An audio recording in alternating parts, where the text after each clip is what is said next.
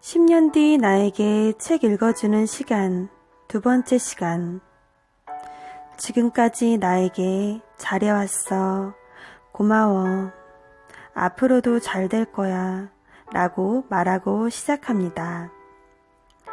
오늘은 페이지 147페이지, 우리도 아내가 필요해요.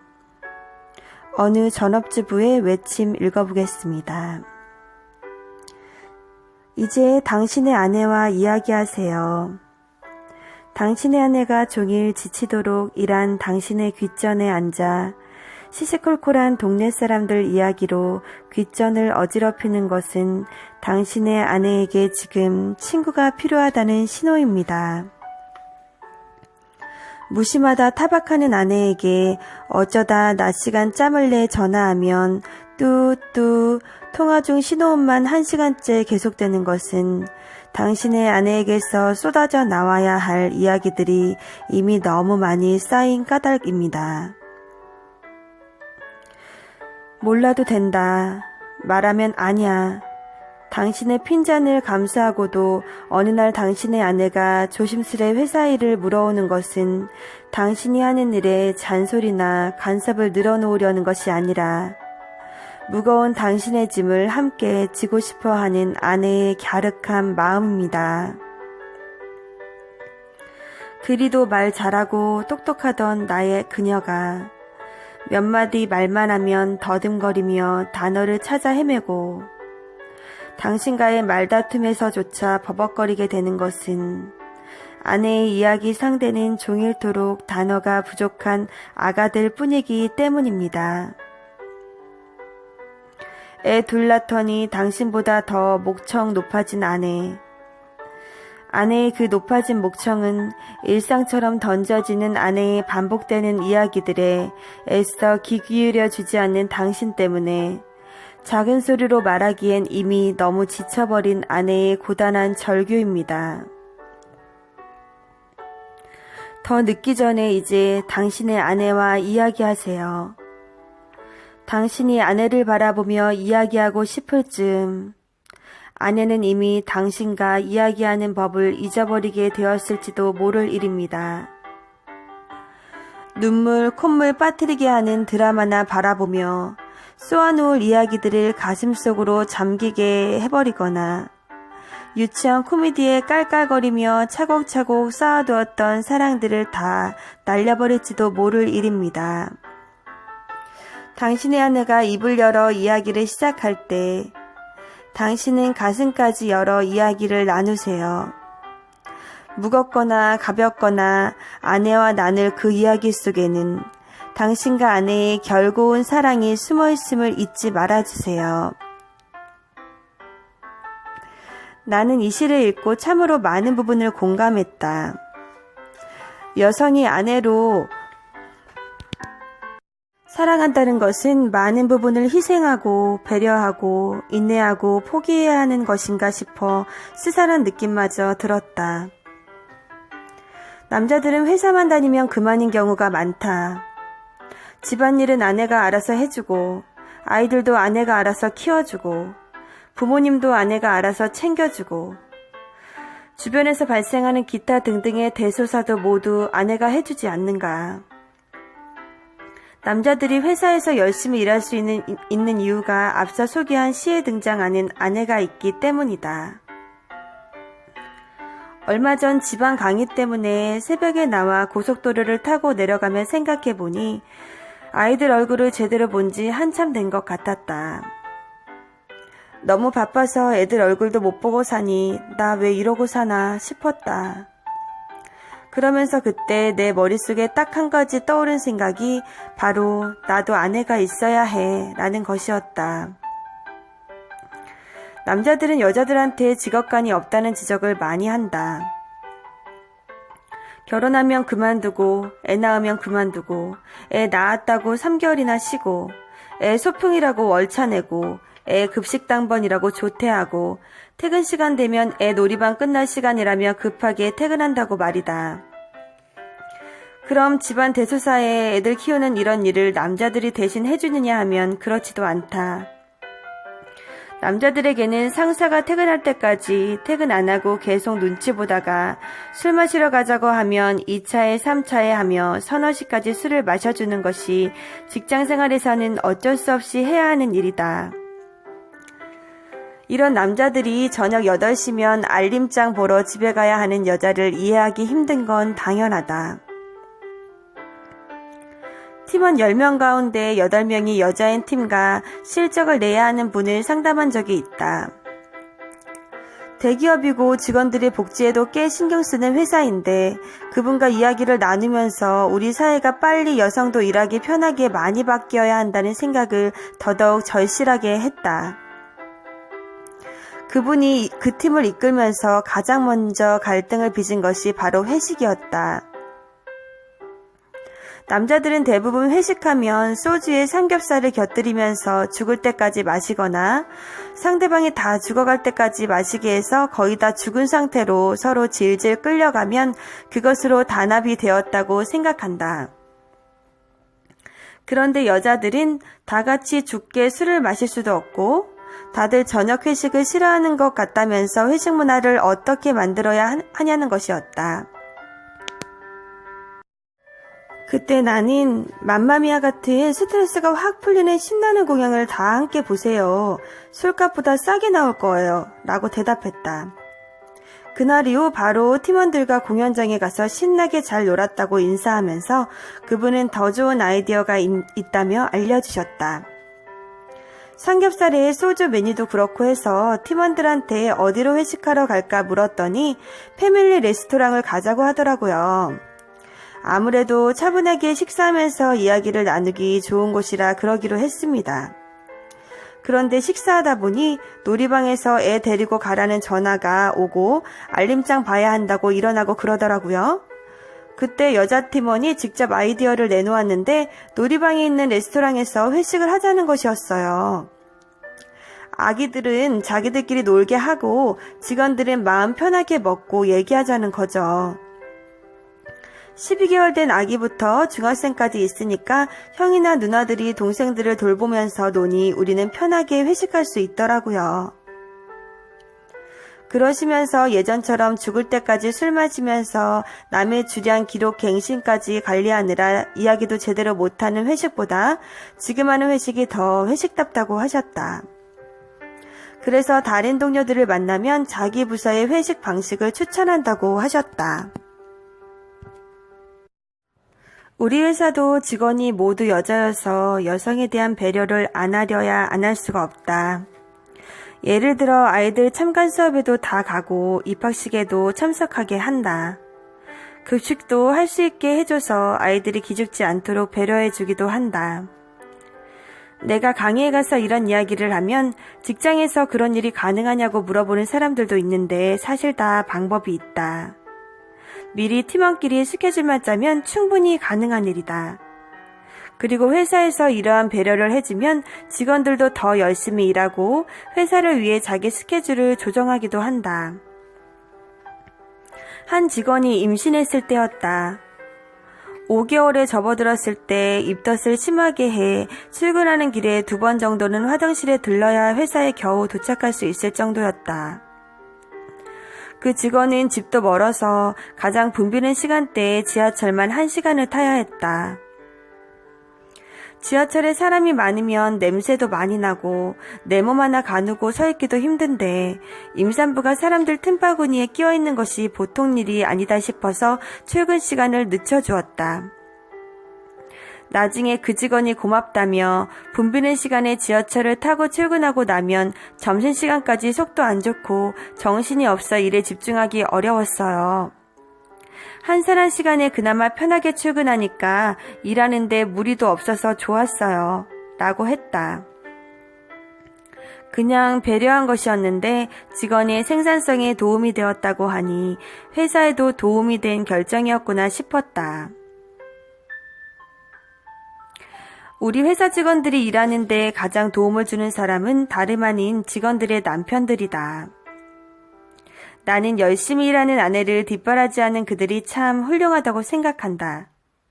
그래서 남편 데이를 1년에 2번 정도 만들어서 남편들을 초대해 같이 술도 마시고 이야기도 하고 양복도 맞춰준다. 그랬더니 양복 티켓까지 받은 직원 남편 가운데 한 명은 취기에 기분까지 좋아져서 나에게 원장님, 제 아내를 원장님께 영원히 바치겠습니다. 라고 해 우리 모두 한바탕 웃은 적이 있다. 회사에 나와서 일하는 사람들을 보면 그 사람만 보이지만 사실 그 뒤에는 가족이 있다. 가족이 행복해야 남자든 여자든 나와서 일할 수 있다. 내가 바라는 직장의 모습은 여성들이 임신과 출산, 육아의 기쁨도 마음껏 누리고 또 그런 사소한 배려 속에서 남자들보다 열심히 일해서 능력을 인정받는 회사를 만드는 것이다. 이미 많은 선진기업에서는 여성이든 남성이든 직원 가족의 행복을 함께 만들기 위한 노력을 기울이고 있는데 이러한 경영 마인드로 회사를 경영하는 것을 가족 친화 제도라고 한다. 우리나라에서도 최근 들어 우리 현실에 맞는 가족 친화제도 도입을 고려하는 회사가 있다. 실제 독일의 연구에 따르면 가족 친화제도를 운영하는 회사가 그렇지 않는 회사보다 생산성 면에서 30%나 뛰어나다고 한다. 우리 회사뿐 아니라 다른 많은 기업도 뒤에 숨어서 보이지 않는 직원 가족을 배려해 직원들이 더 열심히 일할 수 있게 하길 바란다.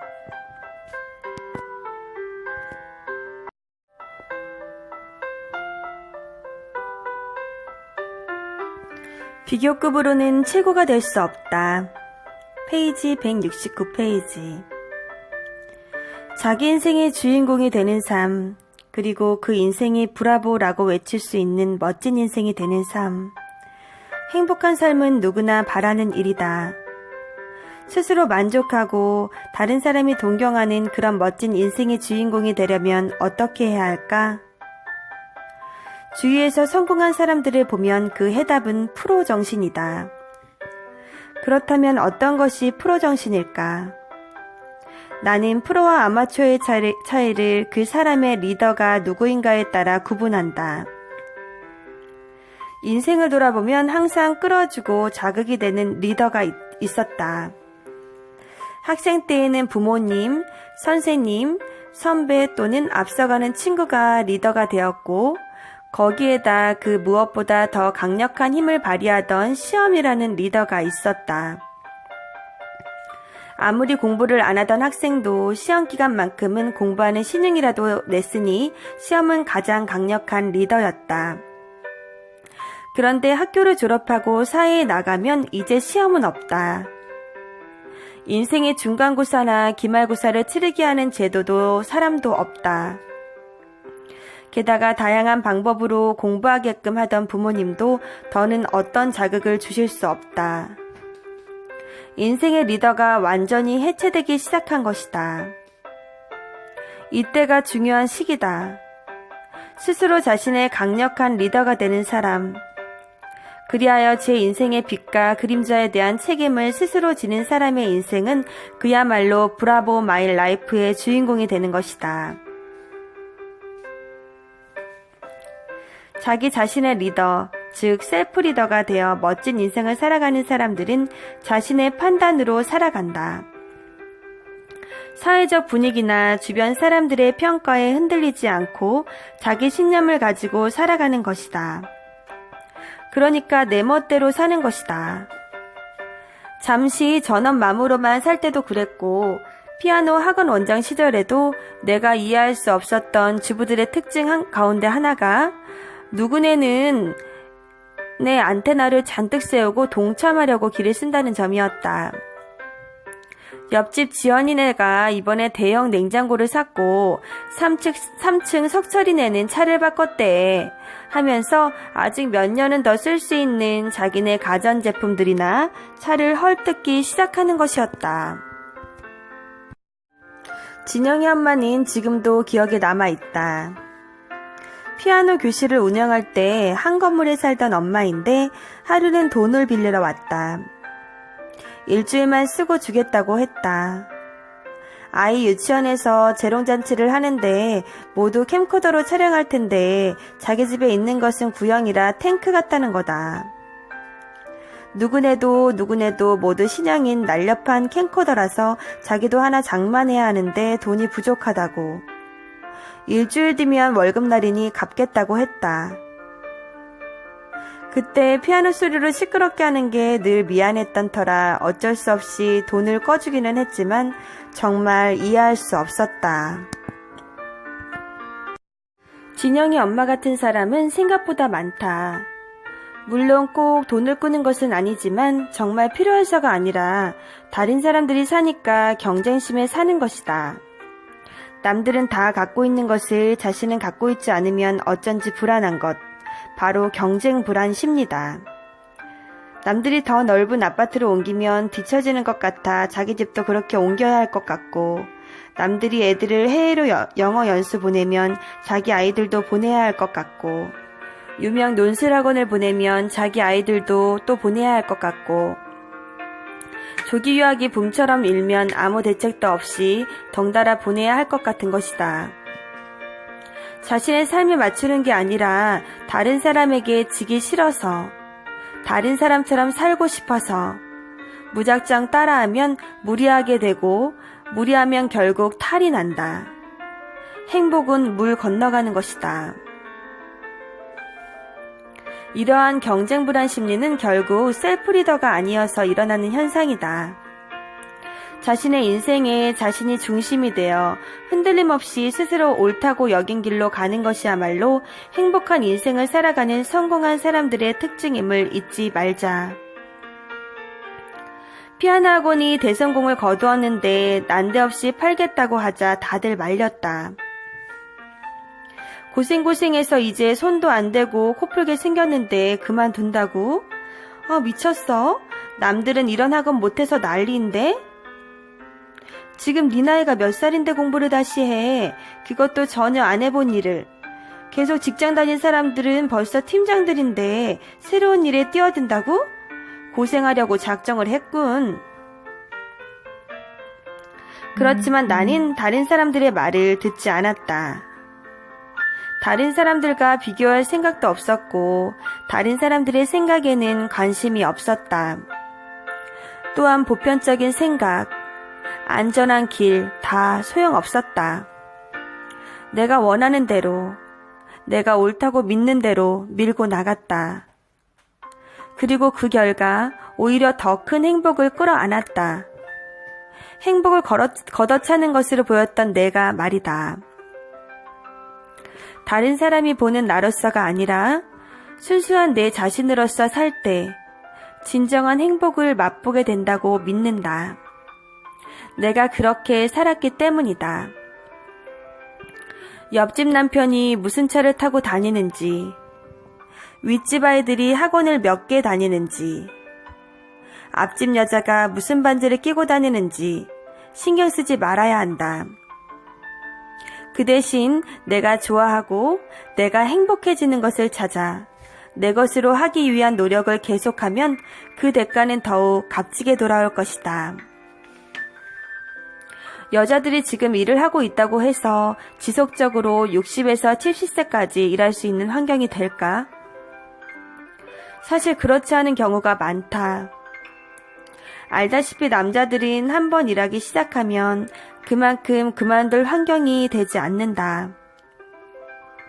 무슨 핑계가 있어서 집으로 도로 들어갈 수 있겠는가? 여자들은 수시로 핑계가 많다.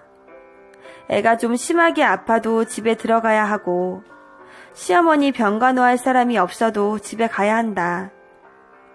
집으로 돌아갈 일이 많기 때문에 여성은 한번 취업한다고 해서 끝까지 일할 수 있다고 100% 장담도 못하거니와 한번 전업맘이라고 해서 끝까지 전업맘으로 살게 되는 것도 아니다.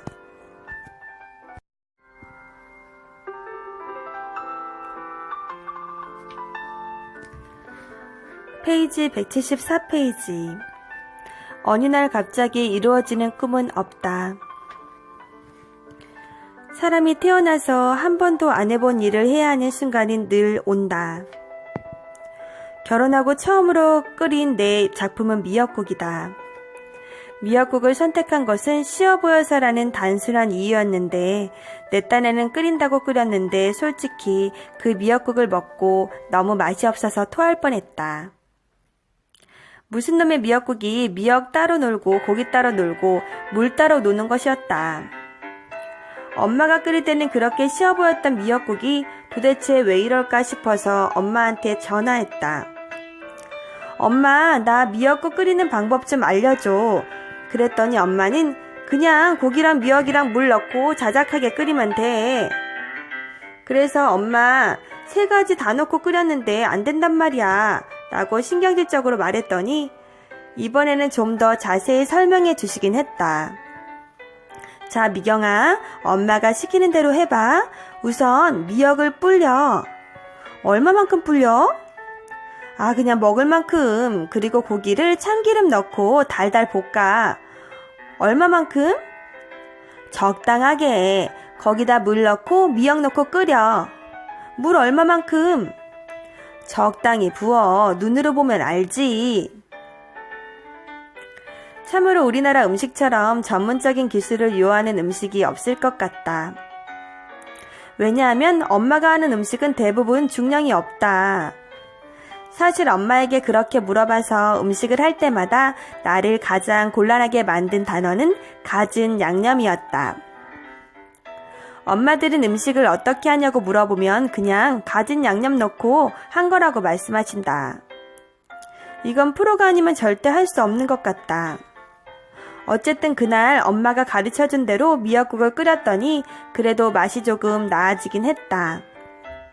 그렇게 1번, 2번, 3번 끓이다 보니 지금은 미역국을 얼마나 잘 끓이는지 모른다. 그런데 중요한 것은 내가 끓인 미역국이 맛있는지도 모르면서 그냥 잘 끓인다고 생각하는 점이다. 아마 대부분이 다른 엄마들도 그럴 것이다. 너 숙제하라고 했는데 왜 나왔어? 냉장고 문은 왜 자꾸 열고 그래? 전기세 많이 나오게. 하면서 온 참견 다하며 자기가 미역국 끓이는지도 모르고 엄청 맛있는 미역국을 끓여낸다. 사람들이 무조건 하라. 그리고 훈련하라. 그럼 뭐든지 할 수 있다라고 하는 것이 무식해 보이지만 실은 이것이 프로가 되는 첫 번째 방법이다. 그런데 이것을 일상에 놓을 것이냐, 일터로 놓을 것이냐, 아니면 자원봉사 쪽으로 놓을 것이냐에 따라 결과는 달라질 것이다. 등산을 한번 생각해보자. 등산은 하면 할수록 정말 매력있는 운동이라고들 한다. 그런데 등산이 쉬워 보이지만 사실 쉽게 보면 큰 코 다친다. 나도 등산 몇 번 하다가 죽을 고비를 몇 번 넘겼는지 모른다. 등산을 처음 가게 되면 흥분해서 새 신발 신고 촌스러운 등산복 입고 빨간색이나 초록색 스카프 메고 올라간다. 등산 시작 1시간까지는 아무 문제가 없다. 2시간 올라가면 슬슬 힘들기 시작하고 이때부터 탈락자가 나오기 시작한다. 그렇게 2시간쯤에 내려가는 사람은 다시는 등산 같은 걸 할 수 없을 것이다. 3시간까지 올라간 사람이 있다고 하자. 그 사람은 죽을 것 같다. 잠시 바위에서 쉬기라도 하면 누가 본드로 엉덩이를 붙여놓은 것처럼 안 떨어진다. 그런데 그렇게 3시간 올라간 사람은 이미 너무 많이 올라가서 내려올 수 없다. 인생도 마찬가지다. 사람들이 그냥 얼른 올라가서 저쪽으로 내려가는 게 낫다고 하니까 1시간 남았다면서 올라갈 수 있게 된다. 그런데 정상을 코앞에 두고 있으면 참으로 신기한 경험을 하게 된다. 정상을 앞두고 나서는 왜 그렇게 세기운이 날까? 정상을 앞두고 나서는 왜 그렇게 세기운이 날까? 누군가 다 왔어, 눈에 보여. 그러면 이제까지 힘든 건 다 잊어버린다. 드디어 정상에 도착하면 야호 하고 신나게 메아리를 부른다. 원래 초보자들이 더 질러대는 법이다. 심하게 야호 하는 사람은 대부분 초보자로 보면 된다. 그렇게 끝까지 정상에 올라왔다는 성취감은 자기도 모르는 사이에 다음 목표를 정하게 만든다. 다음에는 지리산에를 가겠다고 하는 것이다. 무조건 하라. 무조건 훈련하라. 이게 이렇게 중요한 것이다. 사실 등산의 묘미는 내려올 때 있다. 올라갈 때는 남의 엉덩이만 따라가느라고 아무것도 못 보는데 내려가면서는 내가 올라온 산이 저렇게 멋있었구나. 저기에 저런 경치가 있었네. 하는 생각도 하고 그래 3시간째에서 오이를 먹으면 안 되는 거였어. 다음에는 그렇게 중간에 먹지 말고 다 올라가서 먹자 하는 생각도 하게 된다. 그렇게 정상을 올라간 사람은 2번째 산을 탈 때에는 힘을 훨씬 덜 들이고 올라갈 수 있다. 3번, 4번, 5번 똑같은 산을 100번 올랐다고 치자. 그러면 자연히 그 사람은 그 산을 오르는 데 전문가, 그 산에 대한 전문가가 될 것이다. 그리고 그 전문가가 가지고 있는 경험과 노하우는 돈이 된다.